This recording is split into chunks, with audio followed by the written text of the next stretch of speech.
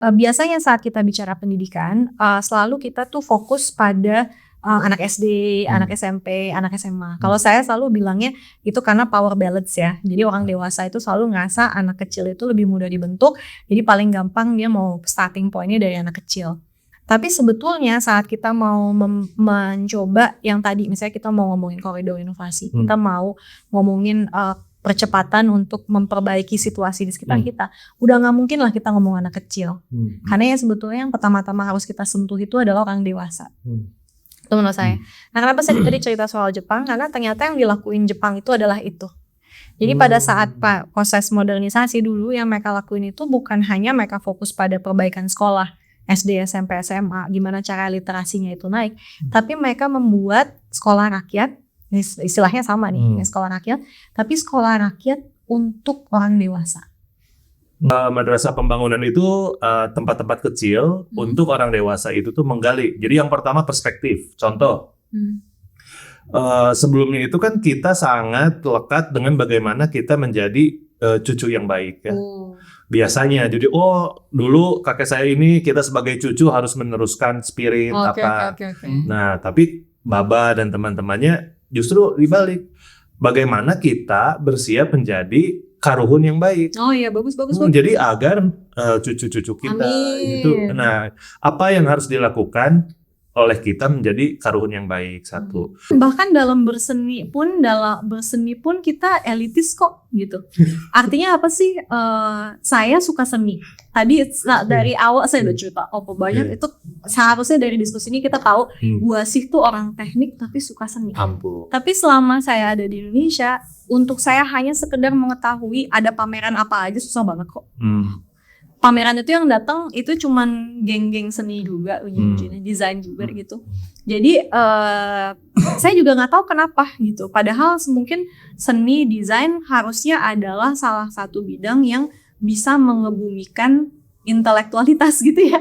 Tapi toh seni dan desain pun elit. Iya. Jadi gimana ya? Jadi bingung juga gitu ya. Masih dengan TAC. Sebenarnya pengalaman di lapangan ketika mengabdikan apa yang diniat baikkan itu kesulitannya apa sih sebenarnya? Dan di mana? Boleh kalau memang ada lokasi atau apa gitu? Kesulitannya. Jadi kesulitan tuh sebetulnya karena kita kan berhadapan dengan manusia ya, Pak ya. Jadi istilahnya tuh yang namanya berhadapan dengan manusia nggak pernah bisa clean cut bersih gitu ya.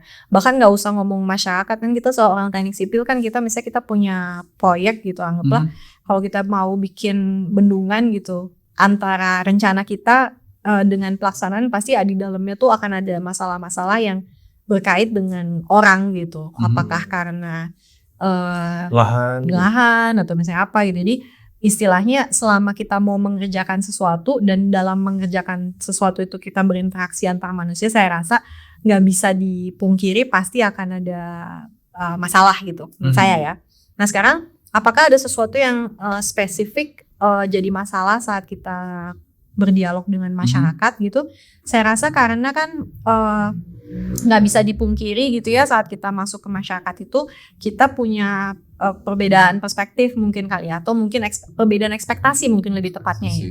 Jadi misalnya anggaplah saya sebagai orang kota gitu ya datang ke sebuah desa gitu ya, mungkin handphone saya iPhone gitu anggaplah gitu ya, terus misalnya datang pakai baju yang seperti apa, mungkin dalam perspektif mereka bisa aja gitu kalau saya itu punya banyak uang gitu misalnya, bisa kan, padahal sebetulnya saya juga hanya pelayan kan tadi ya, saya hanya seorang pelayan dari masyarakat juga. Kebetulan mungkin dalam hal ini kalau kita ngomongnya pengabdian, kita punya tanggung jawab untuk kerangka akademis, punya tanggung jawab untuk mengabdikan ini untuk membuat ini gitu ya. Nah tapi kan masyarakat mungkin ini juga kadang-kadang ada perbedaan ekspektasi gitu. Mungkin anggaplah sekarang dari sudut pandang seorang akademisi atau intelektual itu, mungkin dia melihat manfaat terbesar yang bisa diberikan oleh uang ini adalah untuk misalnya anggaplah bikin perkebunan atau misalnya apa yang nanti efeknya akan jangka panjang, atau misalnya dia mau bikin apalah dermaga gitu. Saya pernah bikin dermaga juga, atau misalnya dia mau sekarang misalnya mau perbaikan struktur sekolah supaya dia tahan terhadap gempa gitu. Tapi kan realita masyarakat bisa berbeda. Misalnya realita masyarakat masa bodoh urusan gempa gitu ya. Mungkin dia lebih ngelihat plafon saya rusak gitu ya. Atau misalnya lantainya copot-copot gitu ya. Atau misalnya toilet saya mampet gitu ya. Dan itu memang realita masyarakat. Tapi kita punya amanah untuk melaksanakan yang tadi, yang misalnya lebih ke perspektif jangka panjang. Jadi kan di sini sebetulnya kita punya dua pihak yang punya ekspektasi yang berbeda, amanah yang berbeda, tapi kita harus menjalankan projectnya gitu. Jadi mungkin aja dari perspektif si masyarakat itu mungkin ya, itu akan melihat ngapain sih gitu, betulin untuk gempa suatu struktur, lebih baik uangnya dipakai misalnya lebih baik misalnya uangnya dipakai anak saya sekolah gitu misalnya, atau lebih baik beli seragam anak saya atau apa gitu ya. Gitu kan. Tapi kan kita punya amanah uang yang tadi gitu kan. Yang mana mungkin amanahnya untuk pekerjaan yang ini gitu kan.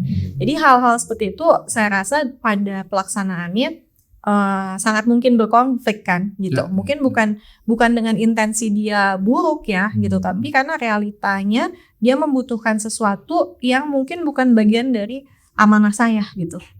Karena mungkin misalnya kaitannya ke perbaikan ekonominya atau misalnya perbaikan yang sehari-hari dan sebagainya, itu di luar dari apa yang bisa saya kasih saat itu gitu kan. Tapi tentunya di sini juga kita kan saya kan juga manusia ya. Anggaplah saya manusia gitu ya. Anggaplah saya manusia, tentunya kalau misalnya saya adalah orang kaya yang punya banyak uang gitu, saya juga pengen gitu misalnya kita datang ke sebuah sekolah, saya tahu sekolahnya ini isinya guru honorer yang punya uangnya per bulannya cuman 250 gitu atau 350, gajinya gitu kan nggak masuk akal gitu. Kita lihat sendiri guru-guru kayak gitu, saya juga pengen bisa ngebantuin mereka gitu. Tapi kan saya nggak punya uangnya. Kenapa? Karena amanah saya bukan di situ. Jadi hal-hal kayak gitu tuh konflik-konflik yang sebetulnya muncul karena ekspektasi yang berbeda dengan ekspektasi mungkin masyarakat melihatnya loh Bu, misalnya ini orang-orang kota nih banyak ininya nih bisa gini nih. Tapi sebetulnya kan nggak bisa gitu. Kita nggak bisa, kapasitas kita nggak nyampe ke situ. Kan pasti ada aja. Mbak sih, saya sih menangkapnya ya Mbak ya. Kan ada beberapa mungkin traumatik waktu berkegiatan pengabdian. Traumatik apa ya? Mengalami hal-hal yang di luar ekspektasi. Nah, diskusi kita sebelumnya kan ada istilah tadi itu kan broker antara berarti ya? Bukan, broker antar warga negara. Wih, lagi. Nah, Mbak sih kalau contohnya tuh kita ya Distrik Utara tuh mengambil peran sebagai broker. Kita carikan warga yang tahu masalah, tidak berekspektasi aneh, siap diajak bekerja sama dalam konteks contohnya itu uangnya memang belum ada, tapi kita mau nggak berdiskusi ini dalam satu hal. Itu dari Mbak Asih kira-kira gimana? Tapi saya juga belum tahu nih, kita cari mungkin nanti ke lapangan desa yang memiliki warga yang udah tahu masalah, siap bekerja sama. Kira-kira Mbak Asih gimana? Minimal Mbak Asih sekarang punya perspektif lain. Oh, ada juga warga yang walaupun dia ada di dek 3, disparitasnya tinggi, tapi dalam menjalani hidup ya tetap seru gitu. Itu gimana dari Mas sih? Maksudnya gimana tuh? Mau nggak gitu mau ya? Gak? Ya pasti mau lah, kita happy kan. Jadi kita tuh kan dalam hidup tuh pengen menjadi manusia yang bermanfaat nggak Pak? Iya nggak Pak? Kita pasti pengen jadi manusia yang bermanfaat lah ya. Saya yakin juga teman-teman yang ada di rumah juga pasti gimana caranya supaya hidup yang sangat singkat ini kita bisa bermanfaat gitu kan ya. Nah, masalahnya kan kita perannya bisa beda-beda gitu kan. Peran dan kapasitas kita bisa beda-beda gitu. Sekarang gimana caranya kita semua itu bisa mengambil peran dan mengoptimalisasi posisi kita pada peran tersebut gitu kan. Sekarang kita ini intelektual tuh perannya apa sih gitu? Emang kita punya peran apa? Kita nggak kerjanya cuman ngenina boboin masyarakat masyarakat, Nah. membuat apa gitu ya. Kejam banget kalimatnya. Ini karena traumatik tadi, Mbak. Makanya kita harus Oke. buat Pelan-pelan ya kita. iya, memori baik di Mbak Asi ini. Iya, apa sih gitu perannya gitu, seolah-olah kita nggak punya peran gitu kan. Tapi kan tadi kan kita udah bahas bahwa sebetulnya peran intelektual itu kapasitas utamanya adalah berpikir. Dan kita coba mencari, mungkin tadi istilahnya Indra adalah mencari inovasi-inovasi yang kira-kira bisa mendobrak dan membantu masyarakat dengan menggunakan pemikiran kita itu. Artinya apa sih? Saya nggak punya modal lain selain pikiran, gitu kan.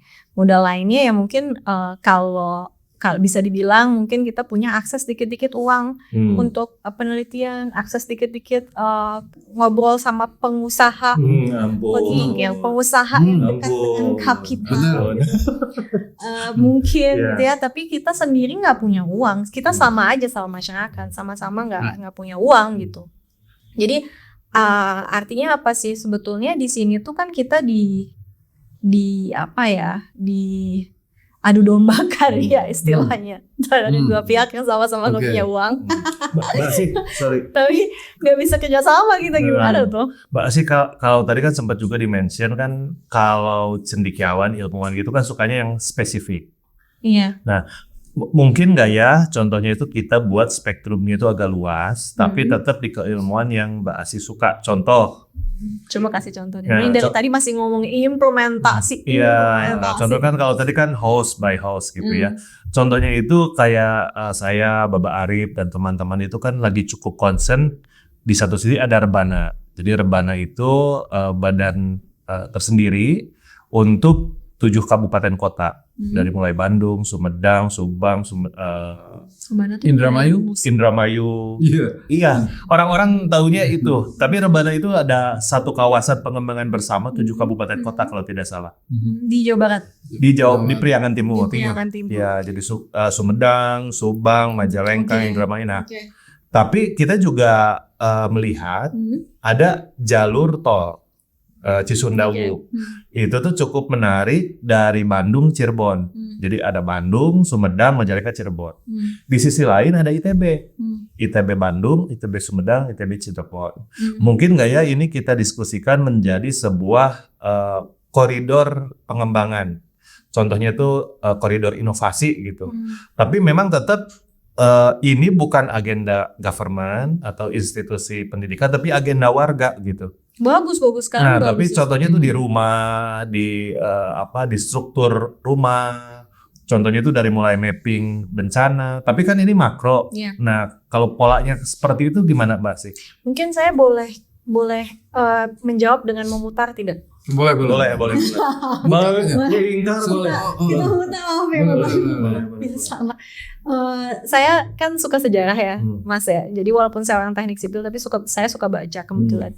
Satu hal yang saya sangat suka itu membaca tentang Jepang nih kebetulan, karena memang dulu sekolahnya di Jepang juga. Jadi ada satu hal yang waktu saya baca, ada satu buku yang dikarang sebetulnya sama orang Indonesia yang istilahnya ahli Jepang gitu ya. Dia bikin satu buku tentang satu specific time dalam masanya Jepang itu saat Jepang mau mencoba memodernisasi pendidikannya dia.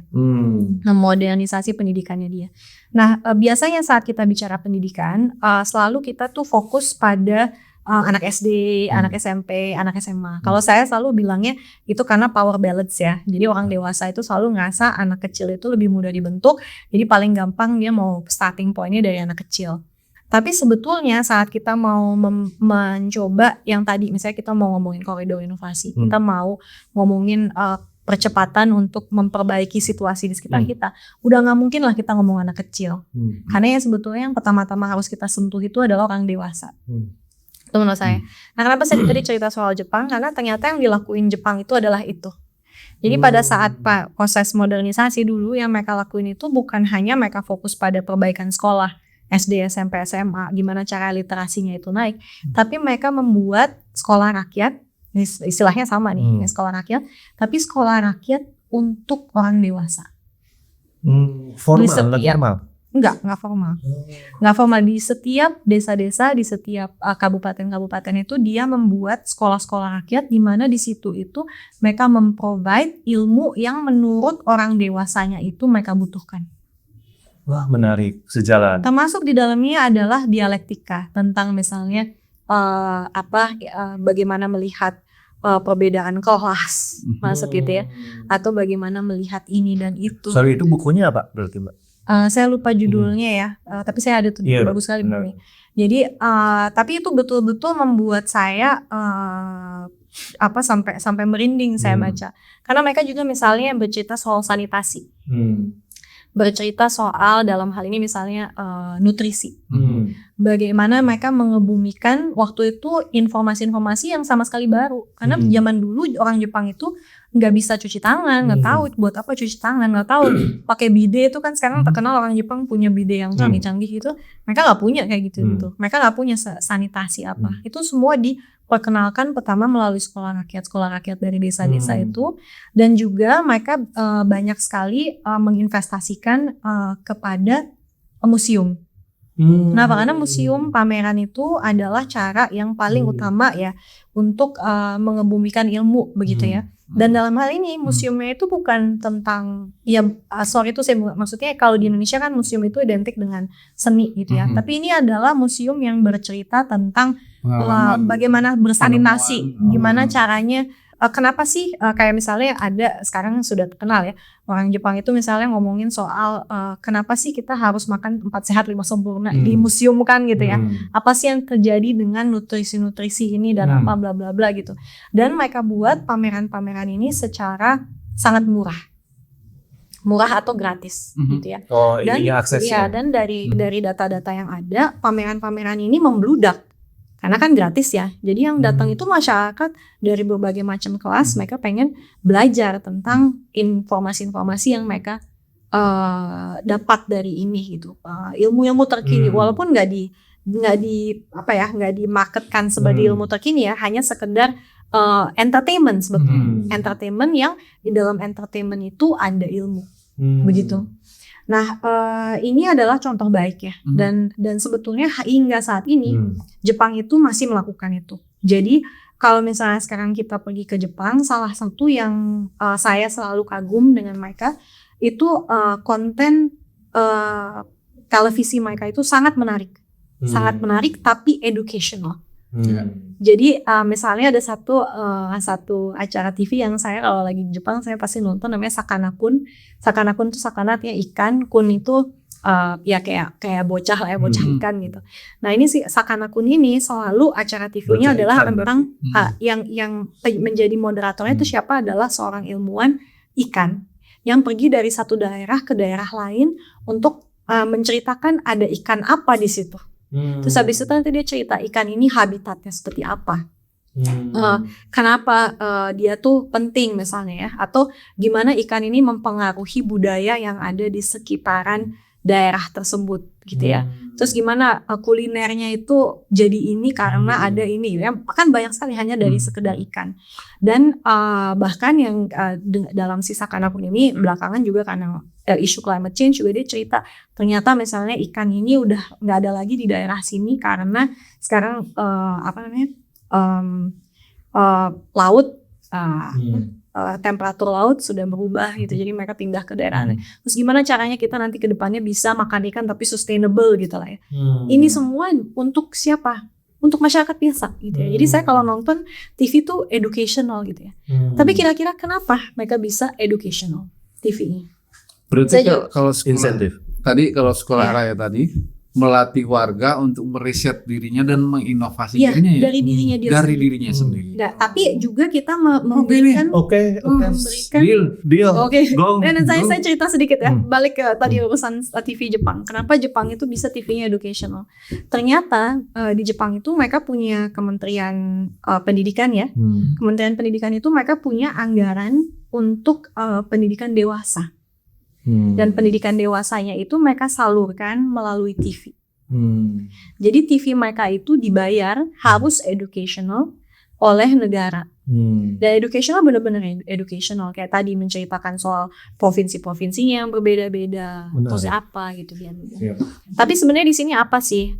Saya sepakat gitu ya bahwa yang namanya media pembelajaran itu bisa beda-beda. Tentunya menurut saya end goal terakhir adalah gimana caranya supaya masyarakat itu bisa membaca. Kalau saya ya. Tapi anggaplah itu terlalu elitis gitu ya. Sebetulnya ada cara-cara lain itu tadi, misalnya sekolah rakyat. Anggaplah sekarang kita membuat gerakan gitu ya dalam bentuk sebuah sekolah rakyat yang tidak diperuntukkan dengan power balance kita mau memaksa anak-anak supaya mereka baik. Enggak dong, kita paksa pertama nomor satu adalah orang dewasanya harus baik gitu. Sekarang gimana? Mereka butuh apa gitu dalam hal ini? Apakah mereka butuh informasi tentang panen gitu ya? Atau mereka butuh informasi tentang gizi, gimana caranya, apa, saya kan nggak paham. Nah dalam hal ini mungkin intelektual bisa hadir ke sana, atau kita bisa bikin kurikulum untuk sekolah rakyat itu yang kita tadi kalau misalnya koridornya antara Sumedang dan Cirebon bisa kita lakukan. Selebihnya daripada itu gimana caranya kita berkolaborasi juga di antara kalangan intelektual.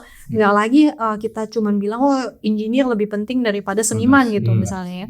Kita harus memahami bahwa pada saat kita mau menyampaikan ilmu ada kolaborasi yang harus terjadi juga kayak tadi media yang berbeda, misalnya museum bisa dipakai sebagai media bukan hanya untuk memamerkan karya seniman, tapi untuk edukasi. Apa nih edukasi yang dibutuhkan gitu. Misalnya sekarang kita bikin counter naratif, udah dari tadi mau ngomong. Counter naratifnya misalnya adalah sekarang lagi heboh stunting. Sebenarnya apa sih isu stunting tuh yang ada di masyarakat itu apa gitu? Apa yang ada yang perlu dilakukan? Kenapa stunting itu? Saya rasa itu bisa dijadikan pameran sebetulnya. Walaupun saya sendiri nggak tahu gimana caranya mengemas itu menjadi menarik gitu ya. Atau bahkan misalnya sekarang kan juga lagi heboh tentang ketahanan pangan. Sebetulnya ada apa aja sih di bumi Indonesia ini yang bisa kita angkat sebagai suatu bentuk pameran membicarakan mengenai ketahanan pangan itu juga bisa gitu. Jadi dan ini dilakukan dengan seinklusif mungkin ya. Jadi bukan sesuatu yang di Menara Gading, bukan sesuatu yang secara intelektual, kita bikin sesuatu yang menarik dan bisa diakses oleh orang-orang tersebut gitu. Ini gitu tadi. Mantap. Ini apa namanya itu? Ini mungkin perjodohan ide. Muter-muter kita. Iya. Muter. Ini menarik banget. Jadi Mbak Asih, mungkin ini apa ya? Frekuensinya mirip. Jadi dua hal itu tadi sekolah rakyat sama museum itu tuh jadi diskursus di Distrik Utara hari-hari kemarin. Jadi yang pertama itu idenya dari Bapak. Banyak dari mulai perspektif, struktur mental, bahkan pengetahuan yang harusnya kita berikan untuk orang dewasa. Nah, kemarin itu wacananya itu kita membangun madrasah pembangunan. Wow, usul banget ya. Iya, tapi sebenarnya yang disebut konsep pembangunan banget sih. Iya, Bapak pembangunan. Jadi gini kita nggak tahu. Pahlawan dia. Ampun. Dari Bapak. Madrasah pembangunan ini kita juga belum kebayang teknisnya gimana, tapi yang kita bayangkan itu mirip banget yang dilakukan Jepang tadi. Iya. Jadi madrasah pembangunan itu tempat-tempat kecil untuk orang dewasa itu tuh menggali. Jadi yang pertama perspektif. Contoh, sebelumnya itu kan kita sangat lekat dengan bagaimana kita menjadi cucu yang baik ya. Biasanya, jadi dulu kakek saya ini kita sebagai cucu harus meneruskan spirit Okay. Nah, tapi Baba dan teman-temannya justru dibalik. Bagaimana kita bersiap menjadi karuhun yang baik. Oh iya, bagus. Jadi agar cucu-cucu kita itu. Nah, apa yang harus dilakukan oleh kita menjadi karuhun yang baik? Satu. Kemudian hal-hal yang sangat teknikal. Contoh manajemen keuangan. Kan itu kita real butuhkan, tapi kan sebenarnya tidak diajarkan. Ibu saya tuh guru SD. Tapi saya baru tahu kemarin ketika saya diskusi detail, jadi ayah saya kan meninggal. Ibu saya tuh tentang wacana manajemen keuangan tuh benar-benar kurang paham. Berbeda dengan orang Padang ya. Dia tuh sangat tahu. Jadi konsep menabung itu tuh tidak ada. Kemudian hal teknis lain tentang manajemen seksual. Seakan-akan ini kan tabu. Tapi kalau saya perhatikan itu tuh harusnya orang dewasa tuh paham bagaimana memanage seksualitas, waktu, frekuensi, kesehatan gitu. Atau yang baru saya alami, contohnya itu saya udah mulai kena asam urat. Waduh, iya, nutrisi tuh penting Itu banget. apa? Gimana caranya? Pas saya ngobrol ke teman-teman saya, ternyata mereka pun kena dan mereka nggak tahu ini gimana caranya. Nah, itu bahkan hal-hal yang lebih kolektif. Oke.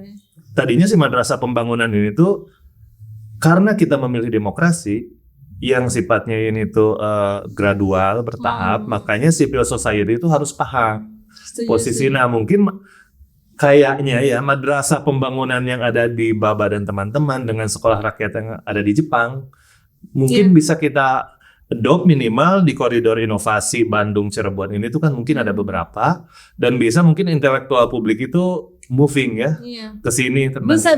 ke sini. Bisa juga kayak maksudnya kayak misalnya mau ngomongin soal hutan gitu. Iya. Saya kan nggak terlalu paham ya. Ini Baba dan teman-temannya membangun hutan teh. Iya kan pas Membangun kan? bukan menjaga tapi membangun. Misalnya. Jadi tapi kan kita nggak ngerti nih kebutuhannya masyarakat Iya. gitu. Nah, itu menarik. Terus yang kedua tentang museum. Ini juga persis banget dibicarakan di kita, tapi istilahnya mungkin nanti Mas Ilham lebih paham. Kita mengistilahkannya ini lebih ke galeri. Nah, jadi kalau menurut Mas Ilham tuh apa ya? Kalau di main bola tuh ada liga.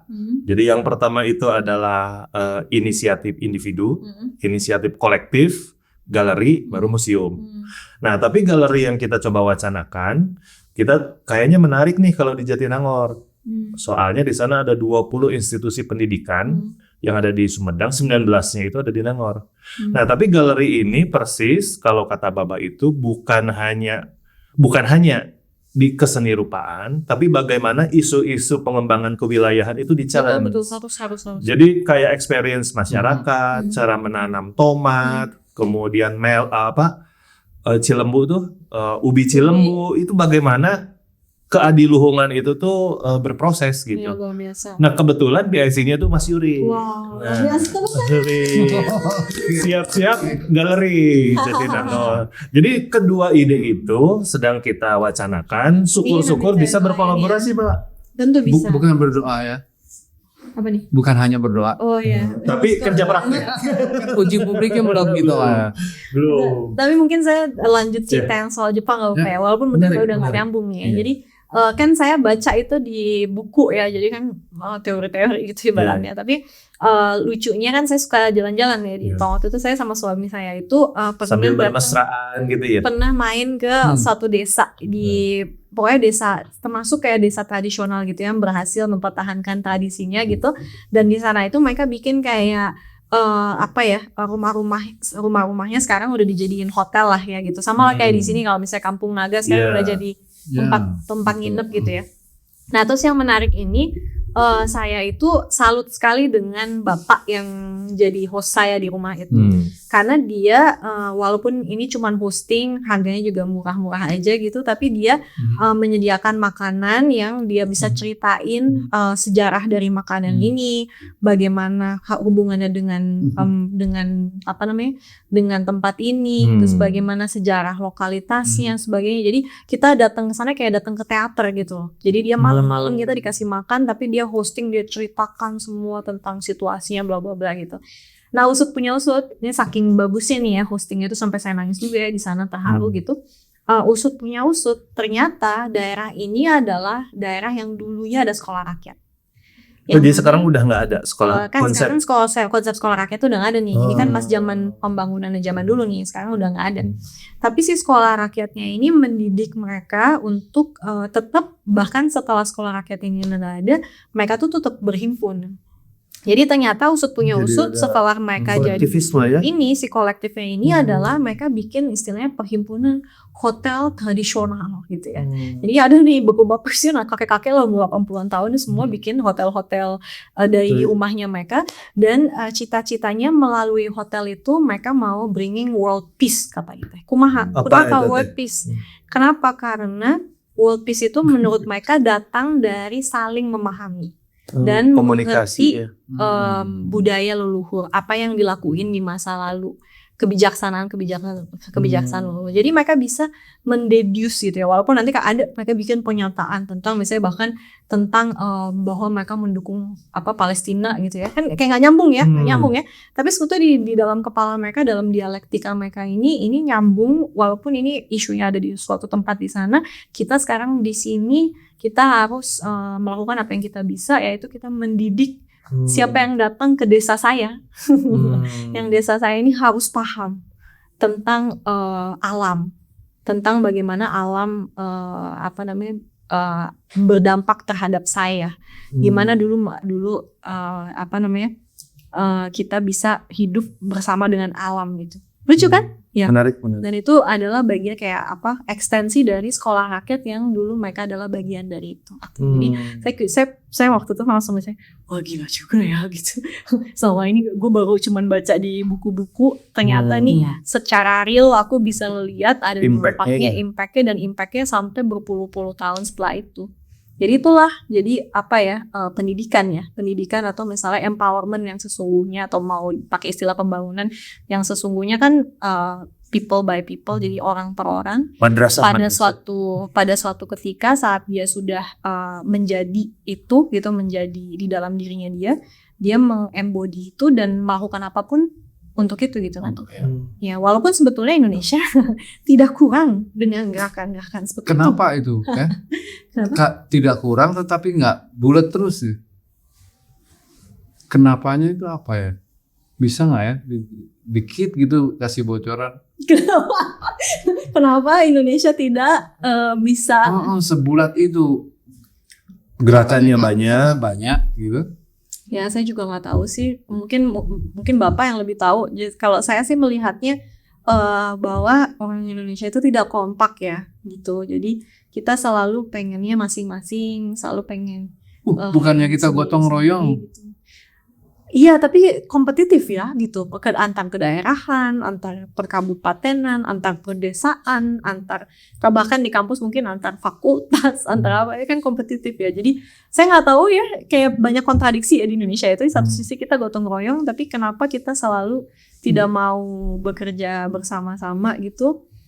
Padahal untuk kepentingan kita bersama gitu ya.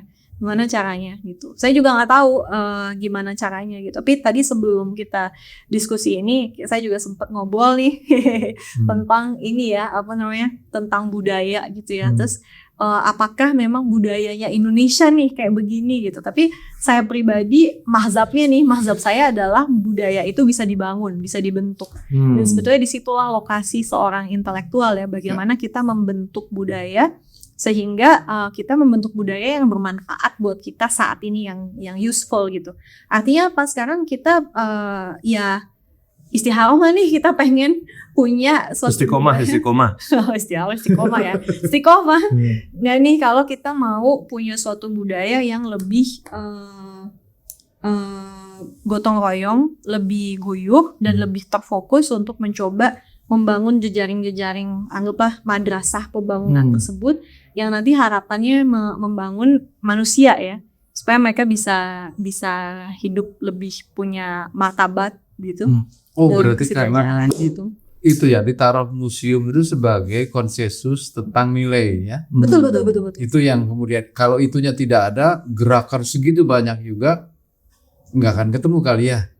Tetap dalam sekat-sekat tabir untuk saling curiga, nggak bisa kerjasama karena nggak naruh pencapaian dari sama-sama ya sebagai di sebuah yang kita pertontonkan gitu. Iya, saya juga kurang paham ya. Mungkin ini kritik saya juga buat teman-teman pergerakan seni itu adalah bahkan dalam berseni pun kita elitis kok gitu. Artinya apa sih? Saya suka seni. Tadi dari awal saya udah cerita banyak itu, seharusnya dari diskusi ini kita tahu gua sih tuh orang teknik tapi suka seni. Tapi selama saya ada di Indonesia, untuk saya hanya sekedar mengetahui ada pameran apa aja susah banget kok. pameran itu yang datang itu cuman geng-geng seni juga, ujung-ujungnya desain juga gitu. Jadi saya juga nggak tahu kenapa gitu. Padahal mungkin seni desain harusnya adalah salah satu bidang yang bisa mengebumikan intelektualitas gitu ya. Tapi toh seni dan desain pun elit. Iya. Jadi gimana ya? Jadi bingung juga kita ya gitu. Saya sempat diajak sama Bapak tuh ke pembukaan pameran di suatu tempat. Wow. Saya datang lah. Saya ekspektasi kayak tadi. Tapi ternyata yang datang tuh hampir semua tuh orang seni rupanya juga. Betul. Wah, Mbak, bukannya baiknya ketika ada sebuah pameran itu kan justru lebih diverse. Betul. Orang sekda, orang dinas, dosen. Iya. Beda sekali dengan di Jepang. Kalau di Jepang itu misalnya kemarin ada Ryuichi Sakamoto gitu. Itu yang datang penikmat seni gitu. Jadi seniman ya pasti ada lah seniman di tengah-tengahnya gitu. Tapi saya rasa 80%-nya di sana ya penikmat seni gitu. Kayak saya orang salaryman biasa datang gitu. Atau mungkin ada pameran yang kebetulan kita belum datang, yang audiensnya itu lebih diverse. Mungkin ada. Menurut saya yang lumayan berhasil sekarang, tapi saya juga nggak tahu kenapa gitu ya. Kenapa bisa mereka berhasil itu ya Jakarta gitu. Sekarang kalau kita lihat ke Museum Nasional, isinya ya masyarakat umum. Kalau kita datang ke pameran-pameran yang ada di Galeri Nasional, isinya masyarakat umum. Tapi misalnya anggaplah Bandung gitu, saya nggak tahu. Padahal kita banyak banget galeri. Tapi setiap saya ke galeri, isinya mahasiswa seni Pak, mahasiswa desain. Udah, saya jarang sekali melihat masyarakat merasa dia boleh ke galeri gitu. Paling di sini museum yang terbuka untuk umum yang memang merangkul adalah museum geologi, bukan tentang seni kan, gitu. Jadi saya juga nggak tahu kenapa. Kalau yang kita bicarakan kan bukan itu, Teh. Jangan marah ke situ ya. Oh iya, nggak boleh ya, nggak boleh. Gitu ya. Namanya tetangganya Bapak. Memang menyebalkan. Jadi nggak boleh ngomong gitu sama. Tapi maksud saya, kita sedang bicara tadi sebuah wilayah atau sebuah tadi indra edikan, terus kemudian bagaimana kita sih menyimpan Iya betul. museum nilai itu di museum dalam pengertian kewilayahan ini sehingga orang bisa membaca dirinya dan juga tahu perjalanan kemana dirinya kan. Tapi maksud saya kenapa saya tarik ke sana tadi karena pertama kita harus ciptakan lokasinya itu yang kita tunjukkan ini adalah apa yang kita harapkan sebagai nilai luhur tadi anggaplah hingga gerakan semua gerakan yang banyak betul, ini ada di situ. bisa Tapi terbangun. setelah kita udah bikin tempatnya gimana caranya supaya masyarakat umum tuh pergi ke sana gitu. Itu habis dari situ. Tapi saya nggak tahu gimana itu semua gitu ya. Saya cuman dalam hal ini hanya melihat aja kok. Karena gitu. mungkin masyarakat umum akan tahu akan di sana karena dia ngomong soal sanitasi, Soal dirinya. soal nutrisi yang dia perlukan kan gitu. Tetapi katakanlah nilai-nilai yang dicapai oleh sebuah wilayah itu terbaca di satu itu Benih padi yang baik. konsensus yang berarti sebenarnya ya si museum itu sebagai dan sesuatu yang bisa kita tonton terus bahkan mungkin saya nggak tahu ya apakah ini istilahnya museum atau galeri atau pameran gitu. Tapi juga informasinya bergulir gitu. Jadi bisa ada hal-hal baru juga misalnya saat itu. langkah pertama apa dulu sebelum sampai naruh di situ. Ya mungkin saya rasa Dari sekolah rakyat tadi madrasah pembangunan. Madrasah pembangunan. Madrasah pembangunan tadi Nanti akademisi bisa hoving ya. Mungkin ya saya rasa. Menarik. Gitu, tapi itu saya kasih contoh sebagai Jepang itu karena memang mereka melakukan dan ternyata berhasil dan dampaknya bahkan berpuluh-puluh tahun setelahnya gitu. Siap. Mungkin dari para tetangga ada yang mau ditanyakan, diobrolkan mungkin. Silakan. Bapak Ilham, mungkin Bapak Erlingga. Ini warga distrik, ada lagi? Mas Yuri, ada Mas Yuri? Oh, lagi nyemil dulu. Siap. Tapi ini angin baik, mungkinnya bisa nanti titik tapi terus kita gulirkan. Amin. Ini hal-hal yang mungkin kalau kata Tempo tuh enak dan penting gitu ya. Tempo. Boleh mungkin seperti itu, Pak. Siap. Baik, terima kasih Mbak Asih, Bapak. Ini cukup menarik persiapan praktek kerja kita. Nanti ke depan kita mungkin bisa bersama-sama di lapangan, ketemu di lapangan. Bagi para tetangga, warga distrik, let's go. Bye. Baik, dadah semuanya, hatur nuhun.